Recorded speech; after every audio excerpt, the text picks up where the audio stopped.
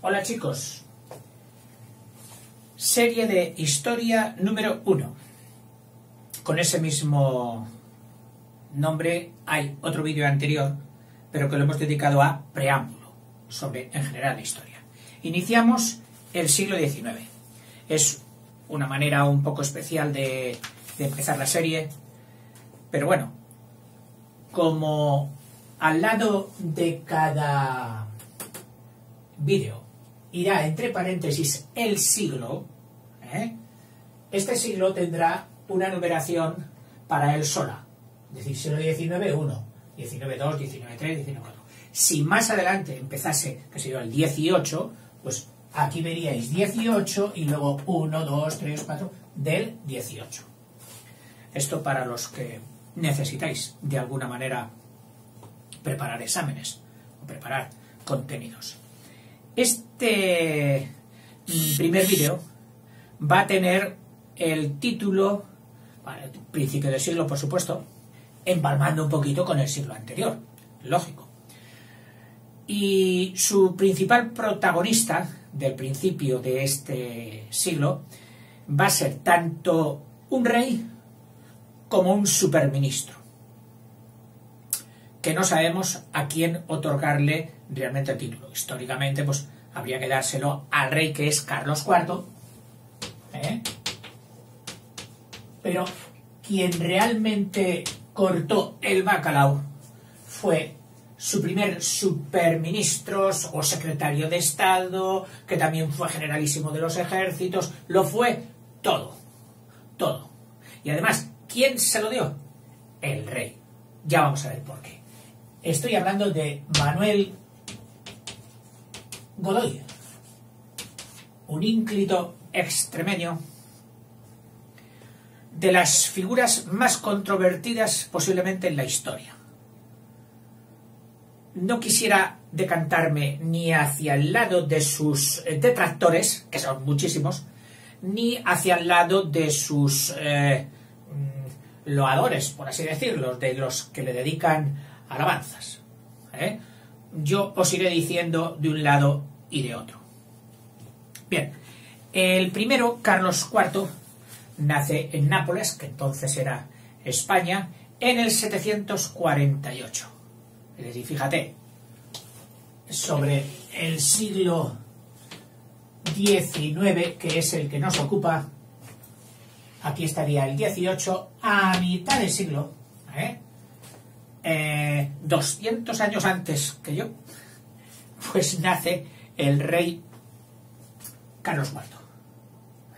Su padre, Carlos III, había sido el mejor rey de la ilustración y renacimiento de los monumentos de Madrid, hasta ser llamado el mejor alcalde de Madrid.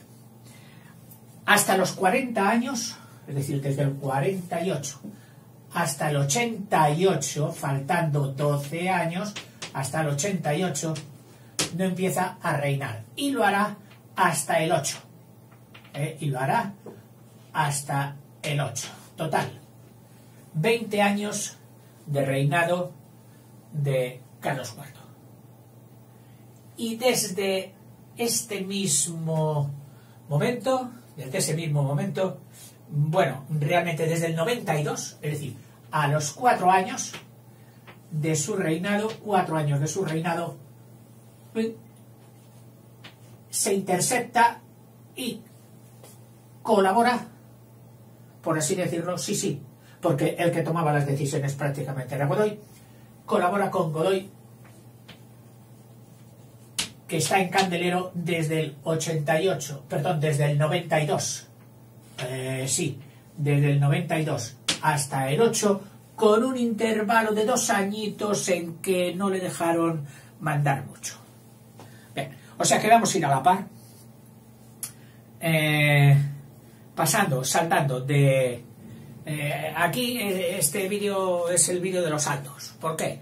Porque vamos a ir saltando de un personaje a otro, de Carlos IV a Godoy y de Godoy a Carlos IV, y vamos a ir saltando de te ajunto, no te ajunto, que es como dicen aquí en España los niños pequeños cuando son parvulitos, son amigos, te ajunto, ¡buah! Eres mi mejor amigo. Y al momento siguiente, ya no te ajunto, y vuelve por la mañana y él vuelve a juntar y desajuntar. Esto fue lo que pasó entre España y Francia.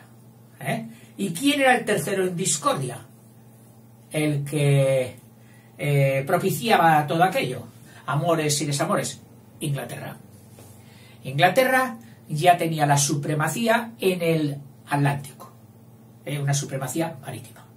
Entonces, por una parte, no dejaba expansionarse a Napoleón, que le hubiera encantado ir a América. Quizás si hubiera tenido libre el camino de América, no se habría echado hasta Rusia, que fue una de sus perdiciones.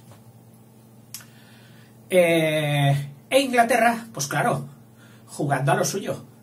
Y lo suyo era mantener su supremacía comercial, etcétera, aposentarla y reafirmarla en América. ¿Y a costa de quién? Pues a costa de quien tenía la mayor tajada en América, que era España. Por aquí te voy quitando esto, aquí te quito lo otro, etcétera, etcétera. Te doy pero te quito. Ya veremos. En un primer momento, Carlos IV se encuentra con el gobierno de dos superministros. Primero, su ministro Floridablanca, que venía ya del gobierno anterior, que él no lo había puesto. Estos reyes, y me estoy refiriendo a Carlos IV y a su mujer María Luisa de Parma, siendo ya príncipes antes de reinar, no se llevaban muy bien ni con Floridablanca ni con todos los nobles, la nobleza con la que gobernaba su padre, Carlos III. Es decir, que ya había una pugna. ¿Y qué ocurrió en cuanto tomó el reinado Carlos IV? Decirles, así, ahora mando yo. ¿Y cómo os quito? Claro, si vosotros sois el gobierno y no tengo a otros, no podré quitaros. Pues lo voy a fabricar yo. Y hete aquí que entonces se encuentra con un chico muy guapote, fuerte, extremeño de Badajoz, que había llegado a la corte para ser guardia de corps, es decir, guardia de la Guardia Real. Destaca por su hermosura, es decir, era un tío guapo, Manuel Godoy, que resulta atractivo al rey, pero mucho más a la reina, que por ahí empieza la leyenda negra del mutuo entendimiento de María Luisa de Parma y Godoy. María Luisa de Parma, la pobre, que yo no sé si entre embarazo y embarazo tendría tiempo para flirtear, porque cuentan que tuvo 14 embarazos y 11 abortos. Bueno, una barbaridad. Y de los 14 embarazos sacó adelante 7 hijos. Los otros 7 murieron. Cosas de la época. Estamos acostumbrados ahora a una mortalidad infantil casi nula, por gracias de la ciencia. Pero en aquel tiempo no era así. Fijaros en toda una reina qué cuidados médicos tendría, y sin embargo logró 7 hijos de 14 embarazos. Por eso digo que, pues sí, posiblemente se entendiera con Godoy, pero ocupada estaba. Bueno, así que con Floridablanca, un ministro que al ver todo lo que estaba sucediendo en Francia, fíjate qué fechas son, en el 89 Revolución Francesa, y a partir de ahí, ¡buah! Entonces Floridablanca no supo cómo actuar respecto a todos esos acontecimientos de Francia. Entonces, un poquito aquello de, oye, si no sabes, boom, quítate que ya lo hace otro. ¡Pum! Y pasaron a otro similar a él, que fue el conde de Aranda. Espera que lo pongo bien porque hay sí tanto nombre. El conde de Aranda. esa población burgalesa. Pero le pasa prácticamente lo mismo. Y como eran de la vieja tanda de nobles, de la rancia nobleza, que no encajaban con los gustos del rey, Carlos IV coge a este muchacho, que su padre en Badajoz, un hidalgo, le había formado tanto en lo físico, en esgrima y en todas las artes más valoradas para la milicia, y también en una instrucción, si no de un ambiente o ámbito universitario con titulaciones, sí bastante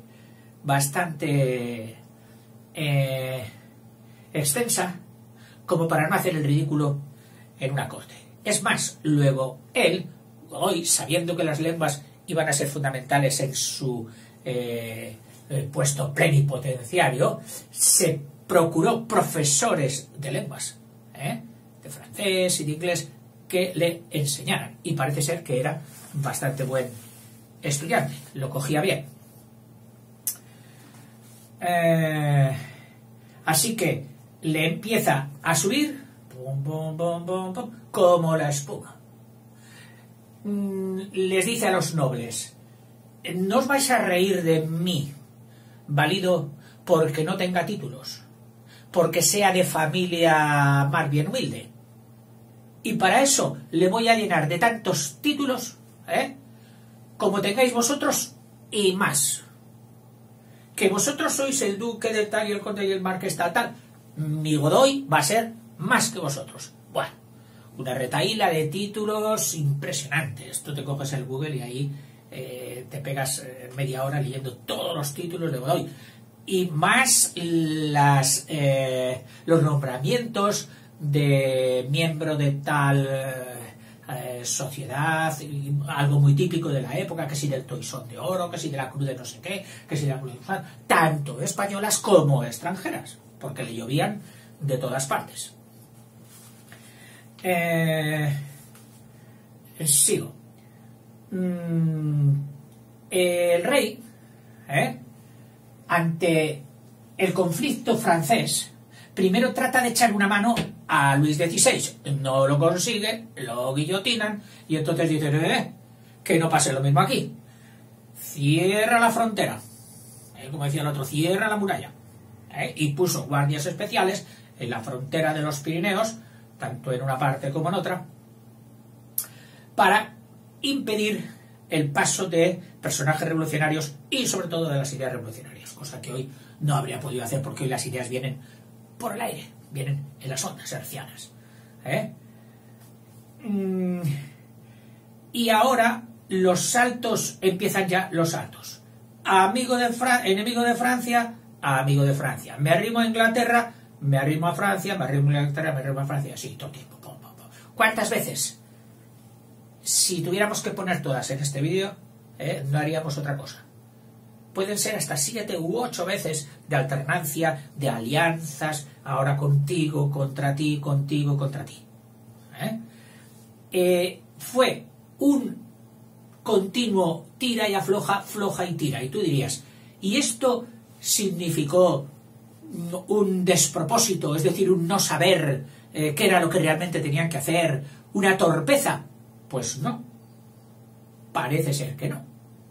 Parece ser que de todo lo que se ha denigrado a Godoy, hay otros que vienen luego a rehabilitarle y dicen, ojo, que este señor consiguió que España no fuera asumida, no fuera cogida y anexionada a Francia, como hizo con otras potencias de la época, como hizo con Austria, como hizo con Prusia, la Gran Prusia, y como hizo con Holanda. Lo mismo podría haber caído España. Pero aquí, bailando, bueno, pues ahora te doy, pero ahora te quito. Oye, se lo digo a mi amigo inglés. O sea que, ándate con ojo. Es decir, un continuo prorrateo de fuerzas contigo para que no me asumas. Ya sabemos que todo esto acabó cansando a Napoleón, que luego entraría, conquistaría, etcétera, pero más tarde vendrá esto.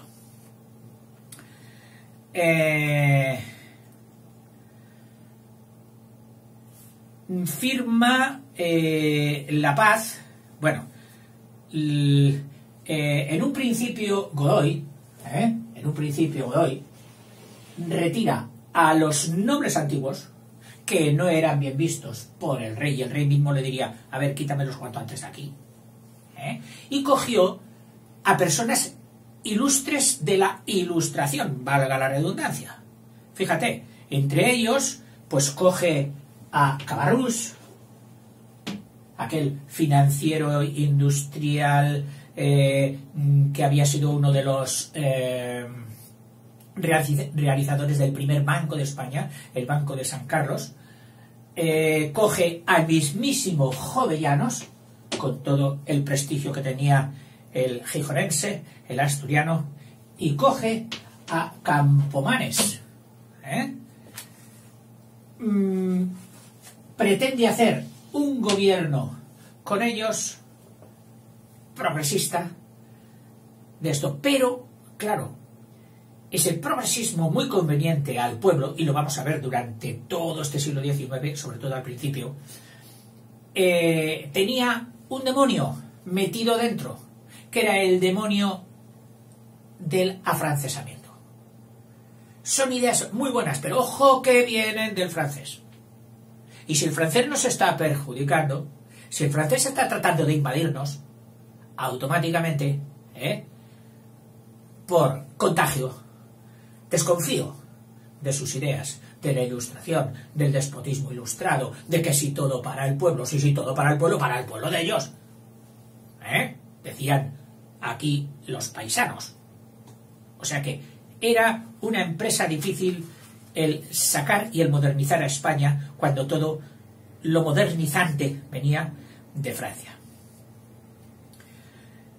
En un principio, ya he dicho que por salvar a Luis XVI les declara la guerra, y manda al general Ricardos a invadir Francia. Y en un primer momento tiene alguna victoria y se planta en el mismísimo Perpiñán, a unos cuantos kilómetros ya de la frontera. Bueno, entonces reaccionan los revolucionarios franceses, aquellos que eran llamados los soldados sans-culottes,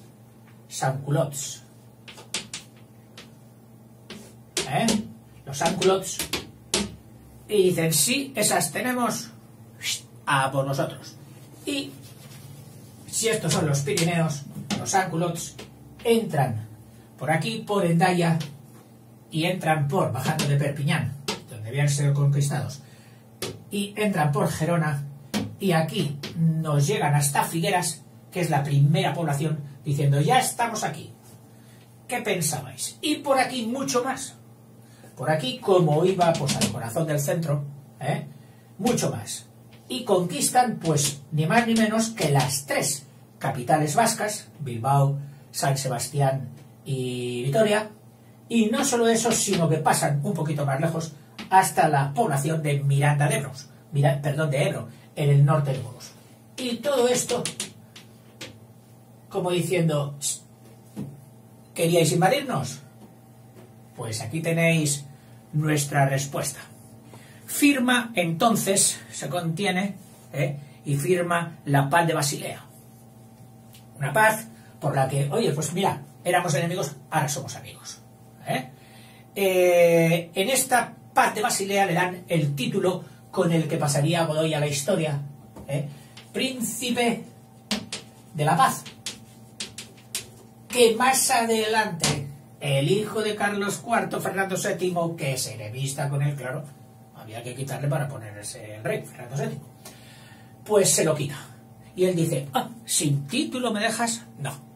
Y entonces se compra un título que se podía comprar en unas tierras cerca de Roma, en Bassano, y pasó a llamarse Príncipe de Bassano. O sea, pasó de Príncipe de la Paz a ser Príncipe de Bassano. en esa paz que estaba ya por medio Inglaterra, siempre en todos los pucheros donde se cocía algo entre España y Francia, estaba Inglaterra apoyando a uno o al otro y diciendo a ver qué saco yo. Pues ahí Inglaterra saca la Española, la isla de la Española en América, que pasó a llamarse, bueno, esta se la damos a Francia, perdón, esta se la damos a Francia, la Española, que pasó a llamarse Santo Domingo, y hacemos una alianza, y viene la primera, con Francia contra Inglaterra. Inglaterra dice, esas tenemos, verás, pues agarraos que voy con mis barcos. Y en el Cabo de San Vicente, en esa puntita de la barba de España, allí nos inflige una derrota, que todo va en descrédito, pues de Godoy, que ya estaba mandando. Aunque supo defender bien otras 3 ciudades contra los ingleses, Tenerife y Cádiz, en tierras españolas, provincias españolas, y en las provincias americanas también supo defender Puerto Rico. O sea que militarmente sufrimos la derrota de San Vicente, pero no les dejamos o sea, supimos resistir y bien militarmente en estas 3 ciudades.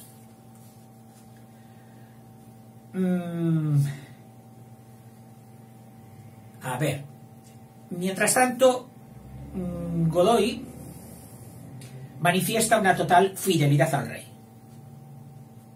Los nobles no me aceptan, pero como yo soy el valido del rey, el rey me lo da todo a mí, el rey nos puede ver a vosotros, el rey me utiliza a mí para ir contra vosotros, yo aquí tranquilo.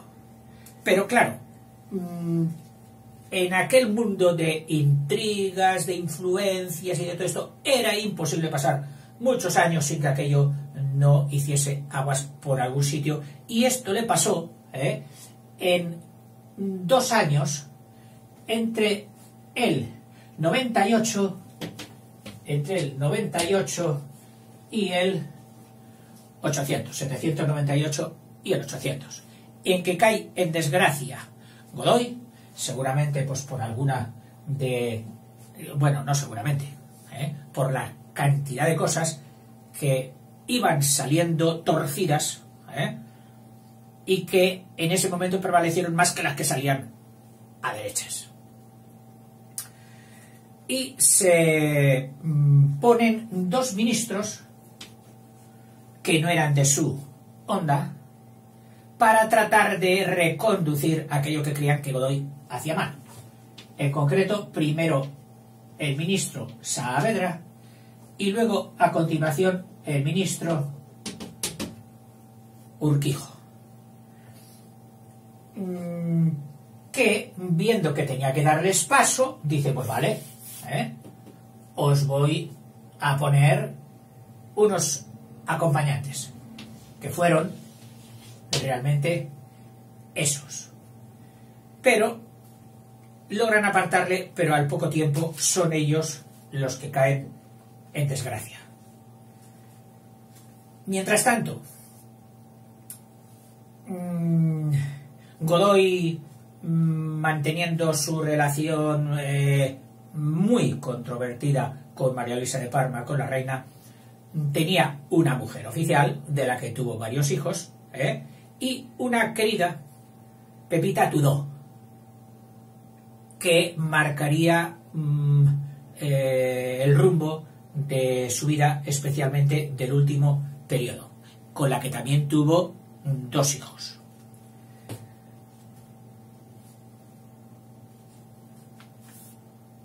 A ver, en una de esas alianzas de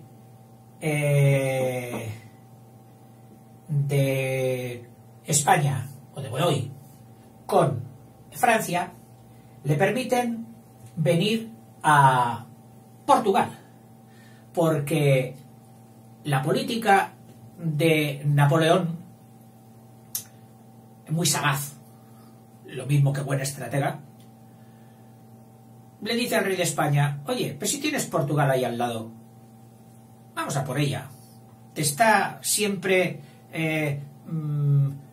amenazándote con Inglaterra, que ya ves lo que te está haciendo, pirateando tus barcos en ultramar y dándote batallitas por toda la costa.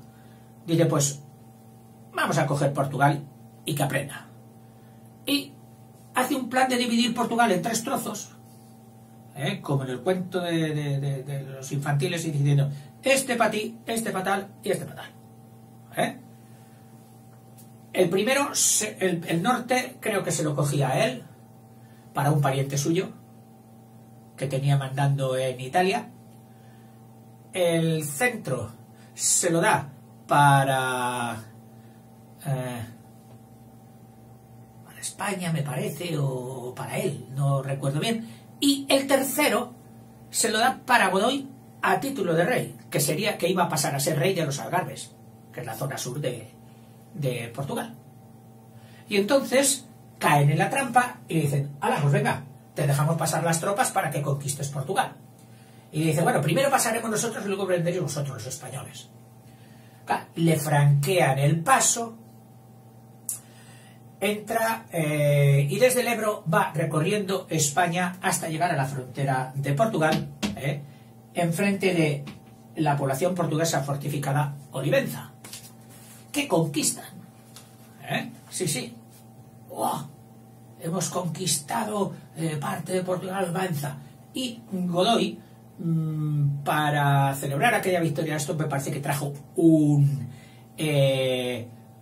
ramo con naranjas que regaló a la reina.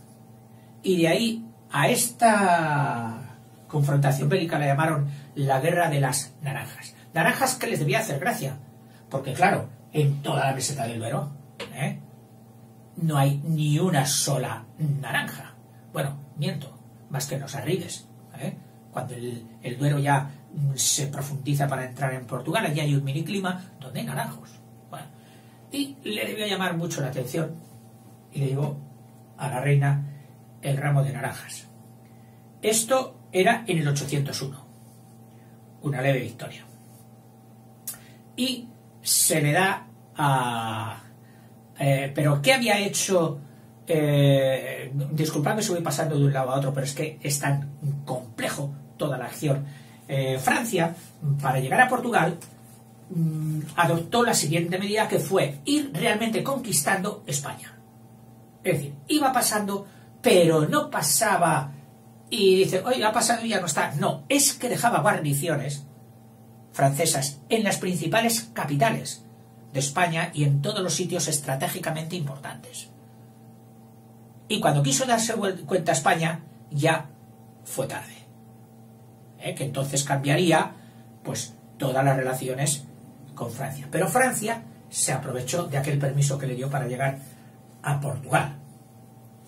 Y los ingleses, pues viendo que habíamos sido tan audaces de conquistar a su amiga Portugal, empiezan a dar caña por el Atlántico. Entre otras, nos infligen la severa derrota de Trafalgar, contada para la memoria por nuestro ilustrísimo señor Benito Galdós en sus episodios nacionales, con una viveza extraordinaria, muy bonita.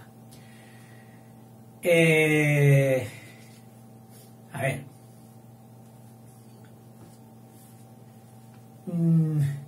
Portugal había cerrado los puertos para lograr la paz con España. Había cerrado los puertos a los ingleses, que se ven enardecidos y atacan en la costa. Napoleón, por supuesto, toda su intención era bloquear a Inglaterra. Y nosotros le habíamos permitido, por si quieres escuchar otro tratado más, por el Tratado de Fontainebleau, fue por el que le permitimos el paso por España. En fin, hay otros muchos aspectos que van a quedar ahora no cerrados, porque van a seguir en el siguiente periodo o en el siguiente vídeo, que será el de las Cortes, bueno, la guerra de la independencia. La guerra de la independencia. Cuando ya nos hemos dado cuenta de cuáles son las reales intenciones de Napoleón y ya se entabla un carácter y una actitud bélica entre España y Francia. Ese será el siguiente vídeo. Mientras tanto, y para cerrar un poquito el personaje de Godoy, pues podemos decir que durante su mandato, que es mandato también de Carlos IV, pues recuperó a los jesuitas que habían sido expulsados por su padre, por Carlos III. Y eso pues es un signo de tolerancia y de liberalismo.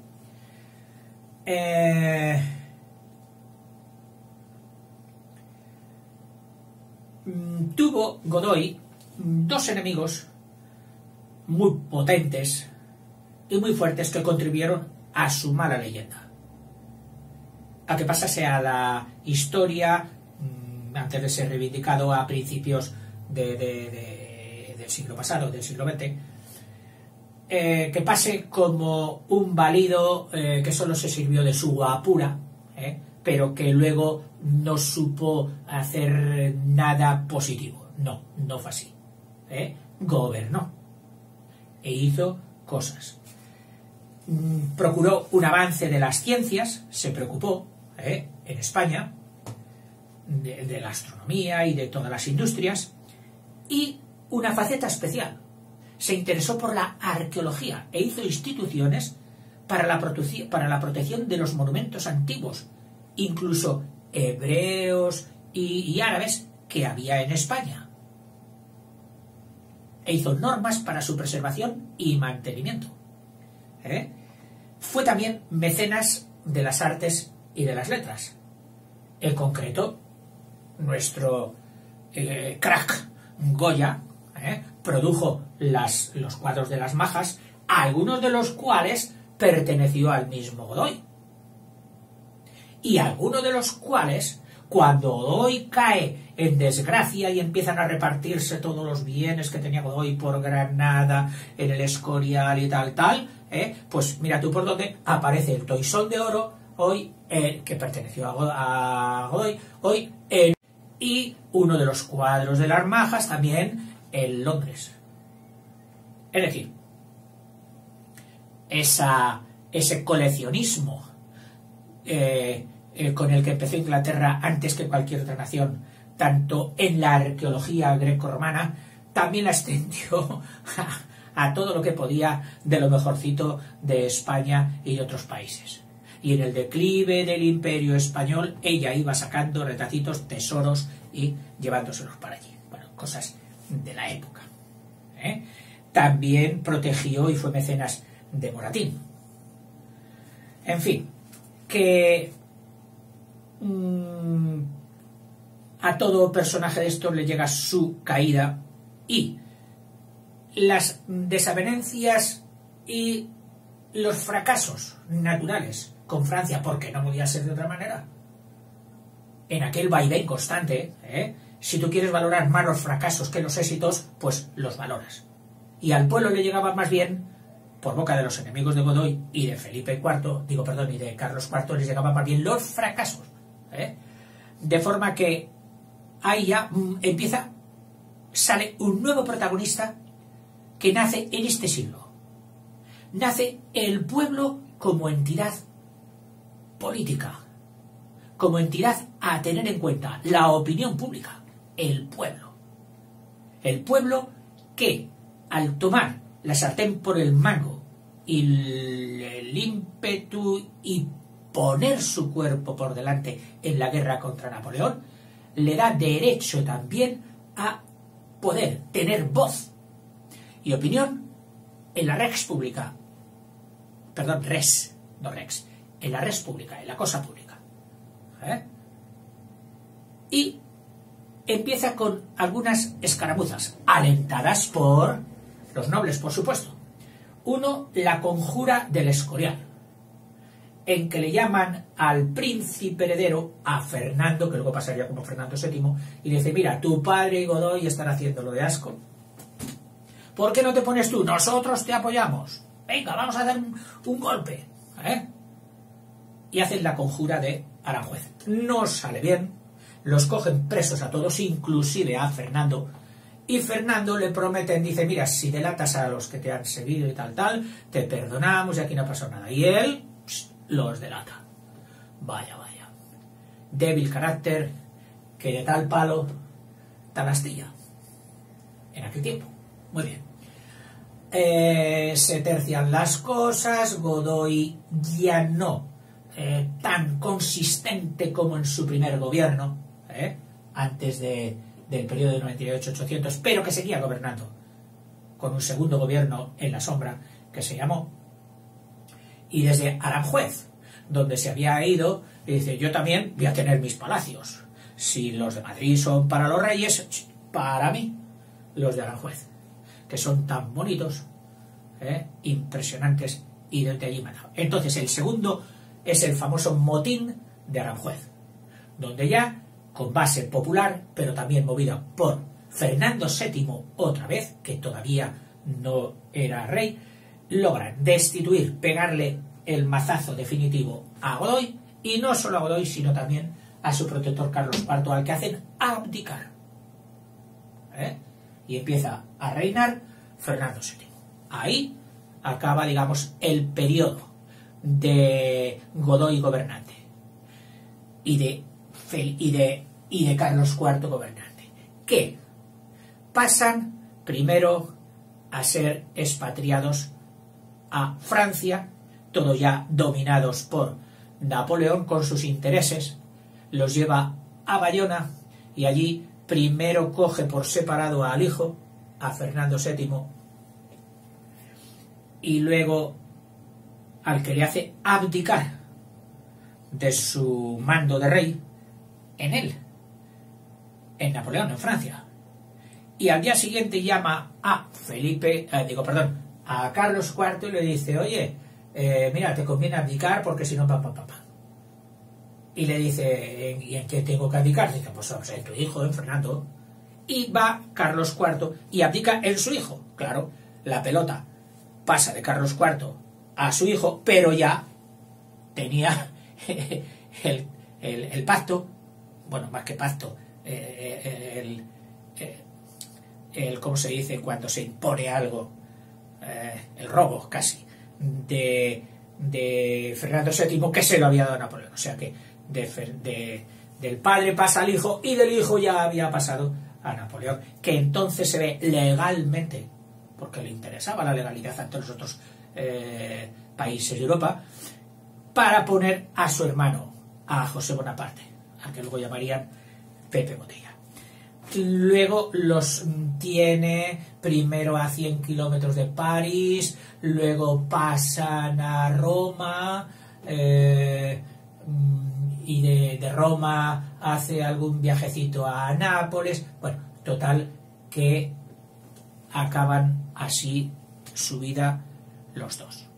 Los restos de Godoy, que muere en París, estuvieron primero por allí y me parece que luego han sido traídos a su tierra natal, a Badajoz. No estoy del todo seguro, pero me parece que sí. En fin. Y prácticamente sin cerrar el vídeo, te remito al siguiente, porque aunque va a ser ya del segundo epígrafe, de la guerra de la independencia o guerra francesa, es la continuación de este. Venga, hasta luego.